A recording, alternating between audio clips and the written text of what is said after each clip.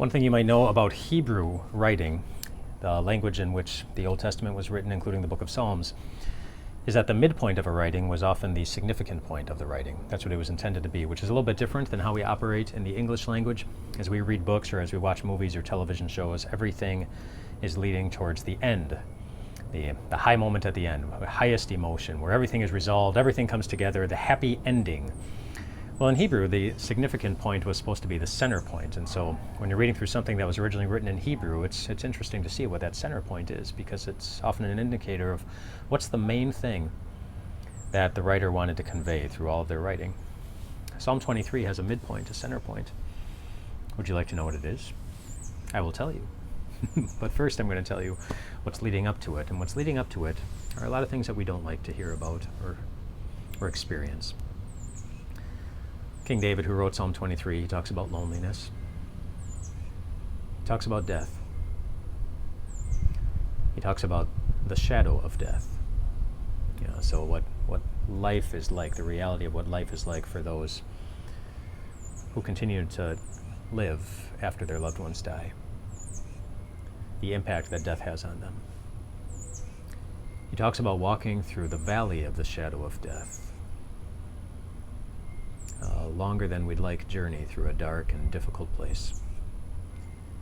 He talks about, in general, just a lot of things that we never want to experience, a lot of things that many of us have experienced, a lot of things that all of us will eventually experience, and a lot of things that some of you right now might be experiencing. And then right after that comes the midpoint of Psalm 23, the significant point. And what is it? It's this line. They comfort me. And he's not talking about those things. Those things don't provide comfort. Something else provides comfort. What is it that provides comfort? Your rod and your staff, they comfort me, David says.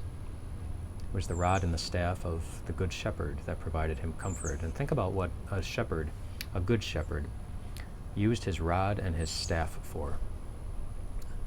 He used them for counting his sheep. Make sure he had every one of them. He used them for guiding his sheep, making sure they stay away from danger. He uses them for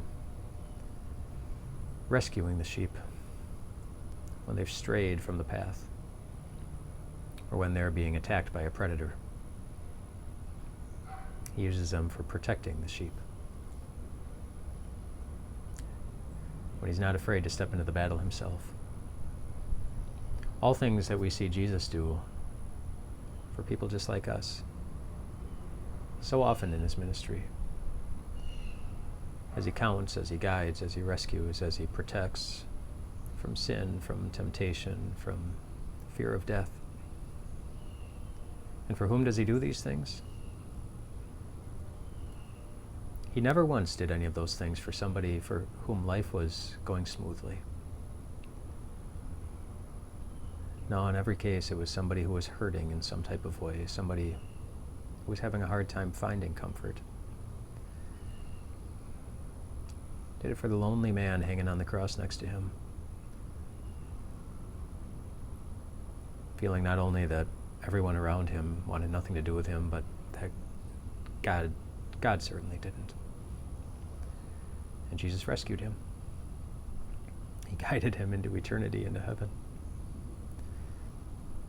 He did it for individuals who were just walking through a valley of deep, dark guilt. And they couldn't get out of it. So Jesus jumped into the valley and he brought them out of it with this word of forgiveness. He did it for people who thought that they were just invisible to everybody around them, and maybe for good reason.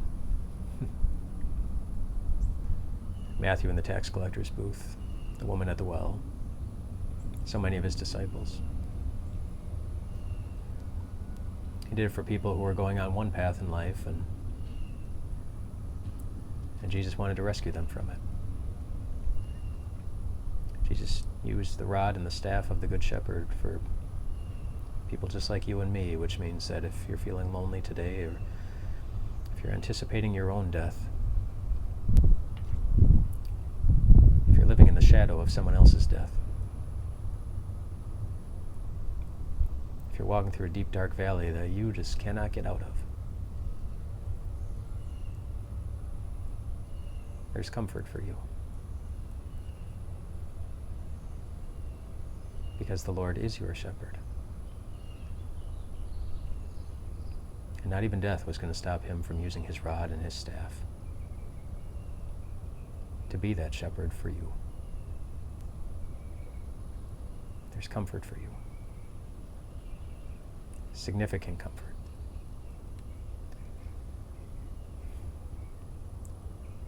The significant part of the shepherd's heart, what you might consider the midpoint, the thing that he was focused on the most, that he wanted everyone to see,